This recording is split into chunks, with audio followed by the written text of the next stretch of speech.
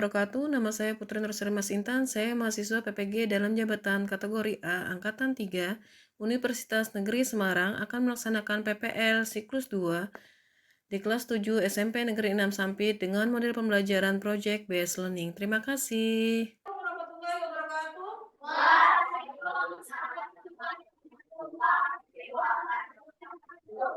Alhamdulillah, pada pembelajaran kita kali ini kita akan ditemani oleh Bapak Profesor Kartono. Beliau adalah salah satu dosen dari Universitas Negeri Semarang. Kemudian kita juga ditemani oleh Bapak Eko Adi Mulyadi. Beliau adalah kepala sekolah di salah satu SMA ya negeri di daerah Jatilawang.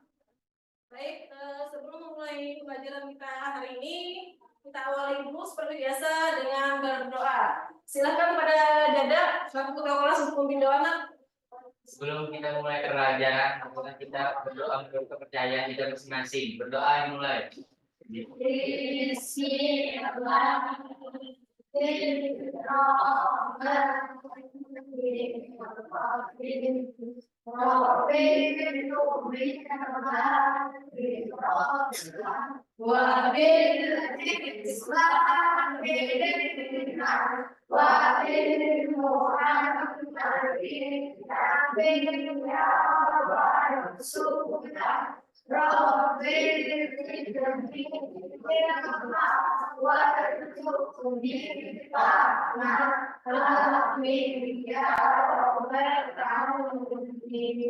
Anak-anak sekalian, bagaimana kabarnya hari ini? Baik. Alhamdulillah baik semua. Tapi Ibu lihat ada yang kosong kursinya satu, berarti ada yang tidak hadir. Ibu cek dulu ya. Yang tidak hadir, Malika ada, ya Kirani juga ada. Berarti yang tidak hadir ini si Tita ya? Kemana tuh Tita? Kita sakit. Oke. Nah, di sini kita materi kita babnya masih membahas tentang data dan diagram, ya. Akan tetapi, nah di pertemuan ini kita membahas mengenai penyajian data. Nanti ada tentang diagram batang, diagram garis, dan diagram apa bu tujuan pembelajaran kita kali ini?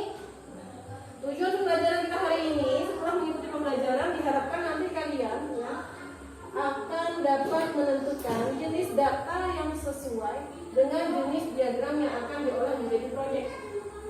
Jadi dapat membuat proyek penyajian data dalam diagram batang, diagram garis, dan diagram nah, nanti pengerjaannya atau pembuatan proyeknya ya seperti biasa kita apa sih Bu aktivitas pembelajaran kita pada pertemuan kali ini? Selanjutnya nanti pembelajaran kita pada kali ini kita kan menggunakan model pembelajaran project based learning nih. Jadi kita menggunakan model pembelajaran kalian nanti disuruh membuat sebuah proyek.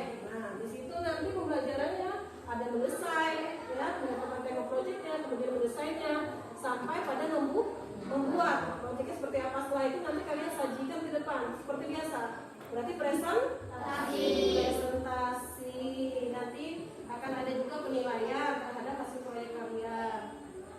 Setelah nanti mempresentasikan proyek, nanti ada juga di situ kita lakukan di bagian penutup nanti kita melakukan evaluasi dan refleksi. Seperti biasa dalam pembelajaran kita akan melakukan penilaian baik dari segi sikap, pengetahuan maupun keterampilan. Ibu mau cek dan dicek terlebih dahulu. Kita menyajikan data, belajar mengenai data, kalian sudah belajar mengenai jenis data. Ada data apa saja, Siva? Oke, bentar. Ada data kategorik dan data numerik. Contoh data kategorik seperti menghitung apa? Yang oke, menghitung berat badan termasuk data numerik ya. Oke, betul. Apa lagi? Azam? Tinggi badan juga data numerik. Kalau misalnya ini ada gambar nih. Ini gambarnya, mudah-mudahan jelas ya terlihat. Ini gambarnya ini cerita seorang siswa itu kayaknya tuh sudah berdiri di atas timbangan badan. Nah, berarti data yang dikumpulkan oleh bapak atau ibu guru sumbernya berupa data mana? Iya, data numerik, betul sekali. Jangan takut menjawab ya.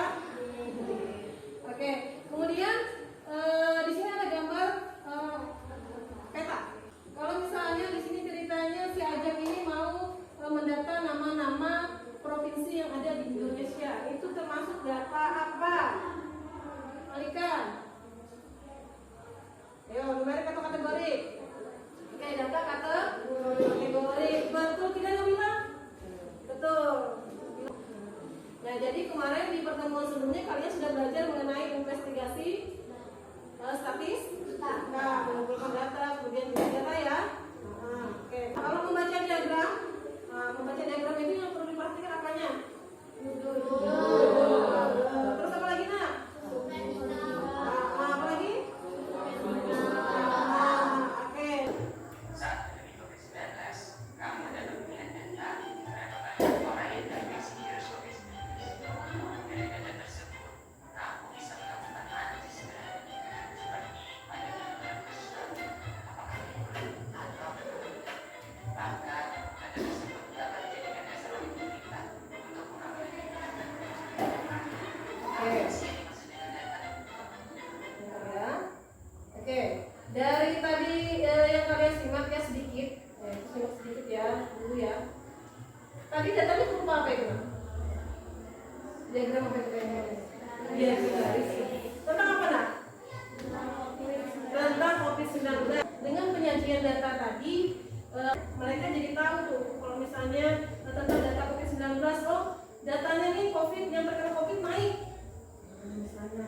Kemudian yang sudah terkena COVID mulai menurun. Data yang naik ataupun data yang turun tentang COVID-19. Kemudian juga gunanya apa nak? Gunanya pada saat mengetahui tentang data tadi, pemerintah pun sangat memerlukan data tersebut.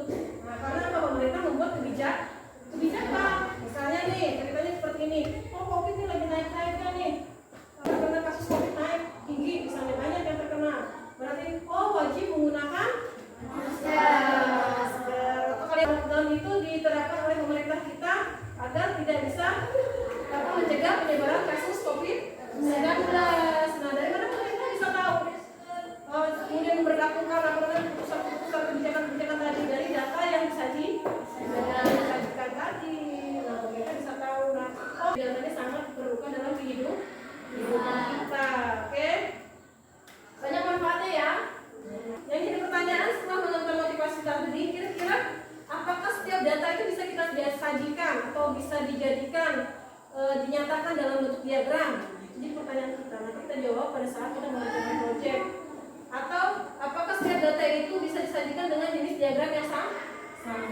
Kelihatan di gambar apa ini? Gambar orang nyemprot ceritanya. Menyemprot lahan yang terkena bakar. Amatilah informasi berikut. Jumlah ispa meningkat. Kualitas udara yang memburuk mulai mengganggu kesehatan masyarakat. Jadi Ibu ambil yang di daerah kita Kalimantan Tengah menunjukkan telah terjadi kenaikan angka kasus infeksi saluran pernapasan akut atau namanya ISPA. Kemudian di Kalteng menjadi 10.181 kasus. Kalian lihat pada Mei 2023 terdapat 105 pasien kasus ISPA yang data ke puskesmas. Lalu meningkat pada bulan Juni ini 2023. Kira-kira kalau melihat data seperti ini muncul pertanyaan apa? Si Marika.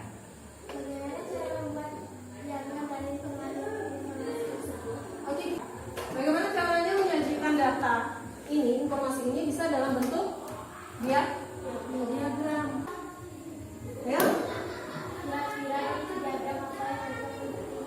Oke, kira-kira kalau misalnya kita mau buat data ini atau informasi ini menjadi diagram jenis diagram apa? Yang sesuai gitu ya.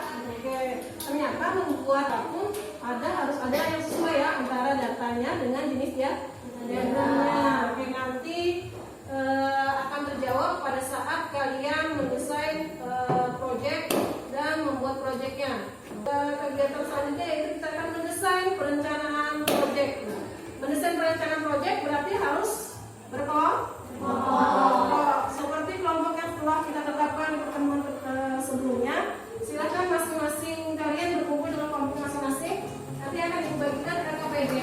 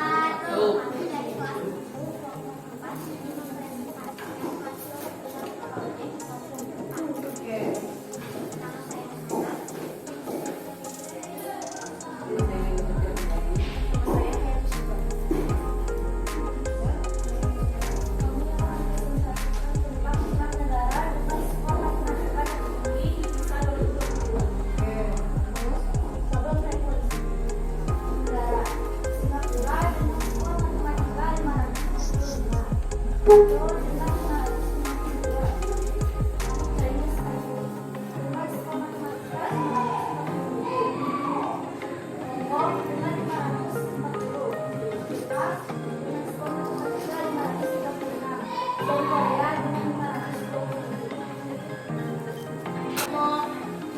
mereka menggunakan diagram Bartel dan tema proyek yang mereka angkat tentang nilai matematika tertinggi di 6 negara ya, dengan skor tertinggi pada PISA 2020.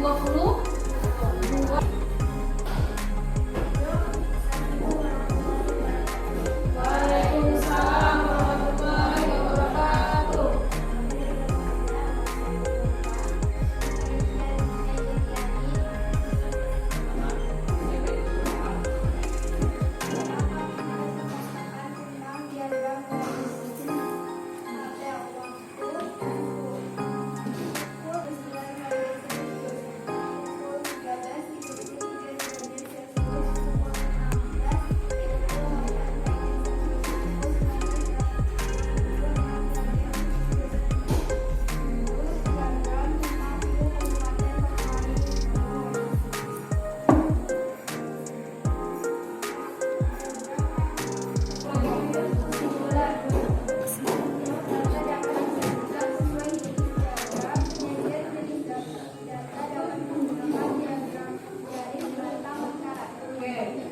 Ada yang ditanyakan oleh kelompok lain? Silakan kelompok. Tidak ada jelas. Ini diambil data suhu hari apa ini? Tanggal berapa Januari? Oke, berarti hari ini ya, perkiraan suhu hari ini ya berarti ya.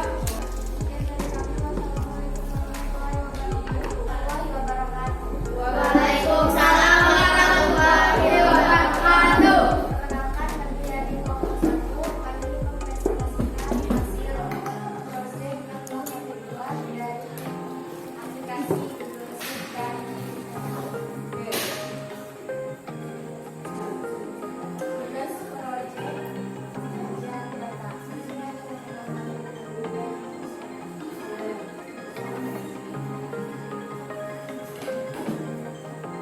Pas saya kalau gitu ya.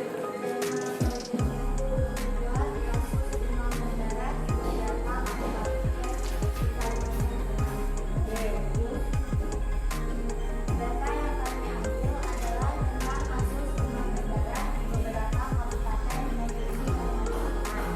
Data ini kami ambil dari Data ini kami sajikan dalam tabel frekuensi hingga diagram lingkaran dengan menggunakan aplikasi Google Sheets. Ini yang dipakai dasarnya Asus Pengalaman Junior 637 dan 9538. Diagram lingkaran. Pada diagram lingkaran tersebut terlihat klasifikasi kasus demam berdarah di masing-masing kabupaten. Ini adalah implementasi pada kelompok teman-teman bersama teman sekelompok. Sekian presentasi dari kelompok masing. Oke, ini tadi kelompok 1 bisa balik ke diagram lingkarannya. Mereka menggunakan diagram lingkaran untuk mengetahui presentasi kasus DBD di kabupaten di Kalimantan. Kasus demam berdarah di Kalteng mencapai 1.960. Kesimpulannya, jenis data dapat disajikan sesuai dengan jenis diagram lingkaran. Penyajian jenis data dapat menggunakan diagram lingkaran garis lingkaran. Oke, silakan untuk kelompok lain bertanya. Kelompok 2 mungkin mau bertanya, silakan Azam. Berapa persen paling tinggi? Daerah mana? Di Kabupaten Kodim, Kota Timur, kasus 622. Oke, kalau persentasenya bisa dilihat di diagram lingkaran berapa persen? Persentasenya. Ini tanya mana? Berapa persen? 32%. 32% katanya Azam. Yang paling tinggi. Kalau yang paling rendah itu berapa persen? 1%. 1%. Daerah mana itu? Daerah Persia Barito Selatan. Oke, daerah Barito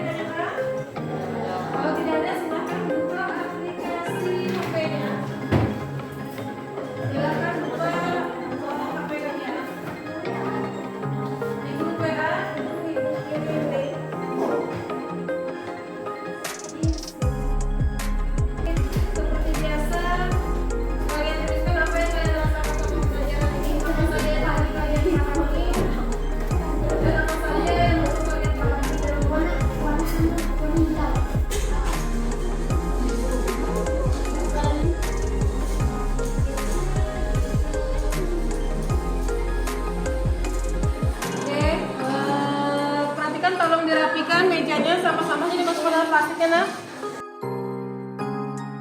Untuk selanjutnya pertemuan selanjutnya kita akan masuk